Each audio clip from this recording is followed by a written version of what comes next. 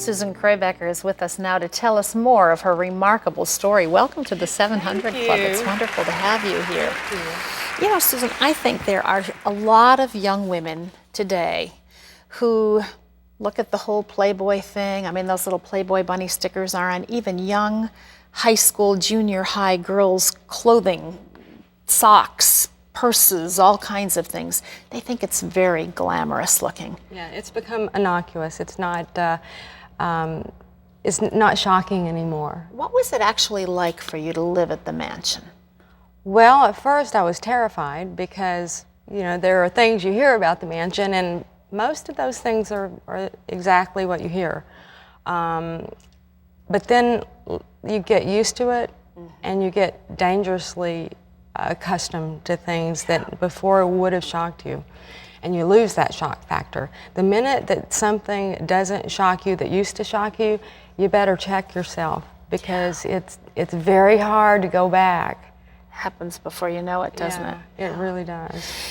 You have overcome so much from your past. How did you find healing from the things that began early on in your life as a child? Well, when I was going through the sexual abuse, I couldn't tell anyone. I was afraid to tell anyone. I was told not to tell anyone. And then my mother found my grandfather doing it to me, and I just remember thinking that I must be the strongest little girl in the whole world because of that Bible verse that says God will not give you anything harder than you can handle. So my first thought was, then I must be the strongest little girl in the whole world, because I mean, I don't know anybody that's gone through what I've gone through. Yeah. So that was my first reaction, and thank God that I had been marinated in the scripture from Bible school and when I was little. Sunday school, because I probably would not have had that reaction. Were you ever able to forgive your grandfather? Did you come to a place where you could release that? I felt sorry for him the minute that I realized it was wrong. My grandfather was confronted by my parents, and he said, "She told me to do it." And when he said that, I saw he was scared. And he just looked scared, and he was shaking, and I felt sorry for him then. I was so ashamed after I realized that he'd been having what was called sex. I didn't know what it was called. And then I was very ashamed, but then I looked at him and I felt so sad for him to be being yelled at by adults and shaking, and I really forgave him right away. Where did you go with the shame that you felt? How did you deal with that? I didn't deal with it well. After it was over, you know, there was no therapy. I lived in the Deep South, middle-class family. There was no therapy, and when it was over, it was like, that's the past. We're not going to talk about it. So I never got to talk about it. I could only think about it, and it was something that you think about all the time because it was happening to me for so long that it was a part of my daily life. And all of a sudden, I'm realizing what a horrible thing has happened to me.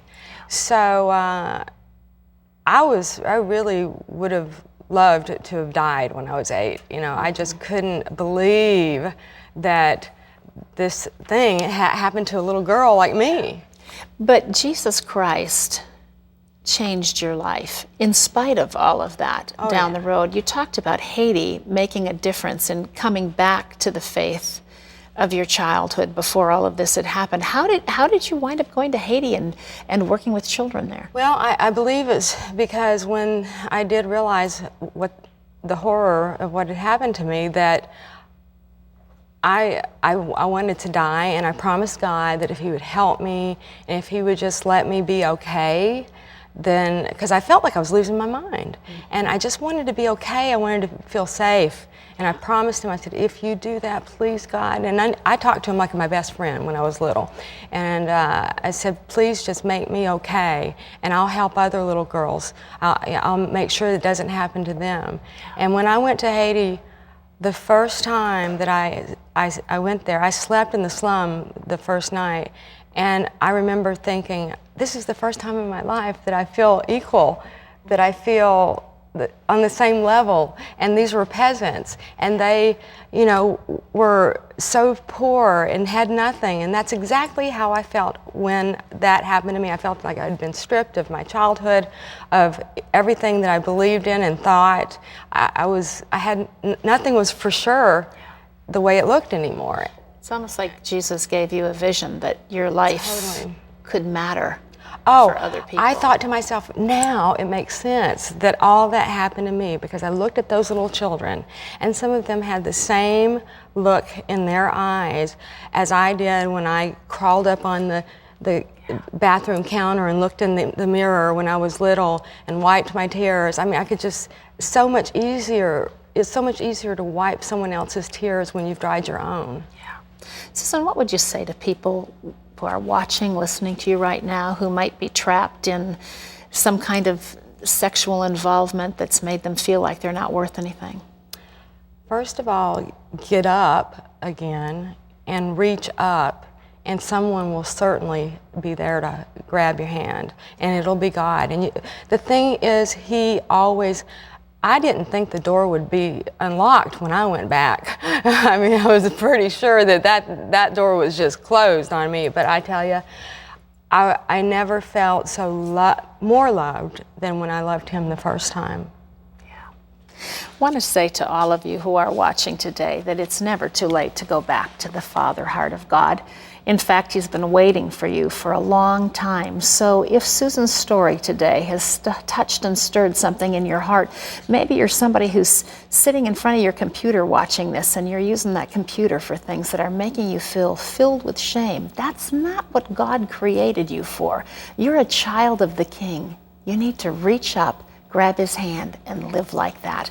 We've got something we'd like to send you. It's called Trapped in Temptation. It's absolutely free. If you find yourself bound up in sexual sin, you can be free from it. Call 1-800-759-0700. Ask for it. We'll send it to you absolutely free.